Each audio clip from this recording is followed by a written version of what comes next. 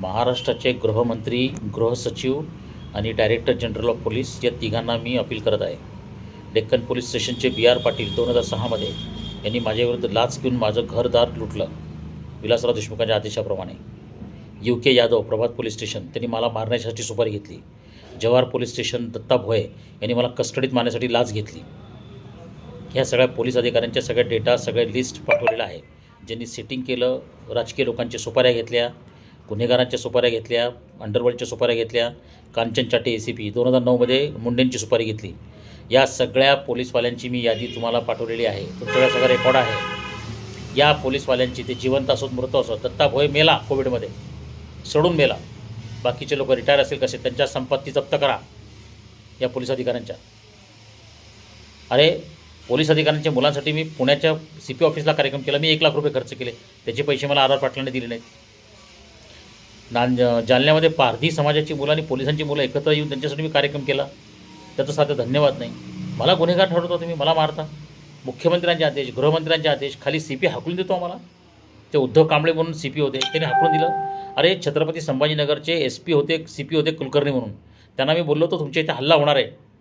तर मुसलमानांनी लादेनचे काही लोकांनी ते आमकास मैदानचे काहीतरी प्रकरण घडलं 1990मध्ये. पोलिसांच्या घरात घुसून मारलं SB कुलकर्णी. काय केलं पोलिसांनी? तुम्हाला हे दहशतवादी आणि लोक मारतात तेव्हा काही करत नाही पोलीसवाले, आणि आमच्यासारख्या लोकांना पकडतात. कारण आम्ही ब्राह्मण आहोत, मध्यवर्गीय कुटुंबातले आहोत, आमच्याकडे शस्त्र नाही आहे, आम्ही लढू शकत नाही. आम्ही हिंदू आहोत. एवढी हिंमत आहे तर दाऊदची प्रॉपर्टी का नाही जप्त करत पोलीसवाले? दाऊदचे भाऊ वगैरे सगळे नातेवाईकाचे लग्न बिग्न खाऊन पिऊन सगळं चाललेलं आहे. भास्कर जोशी कारण जोशी आहे मी हिंदू आहे, मराठी आहे, कमकुवत आहे, शस्त्र नाही आहेत, राजकीय लोकांना शरण जात नाही है ना. तर पोलिसांची हे जे दहशतवाद आहे खाकी वर्दीतला, आता सिडको पोलीस स्टेशनच्या लोकांनी काय केलं हेच चाललेलं आहे 3 वर्षापासून. त्याच्या अगोदर मुंबईत काय झालं, सगळीकडे आम्ही तक्रारी द्यायच्या. वरळीमध्ये काय झालं, वरळी पोलिसांना कोणाचे फोन यायचे. 5 एप्रिल 2022चा रेकॉर्ड काढा. तिथले ACP DCP कुठे कुठे नाही गेलो आम्ही. CPकडे गेलो,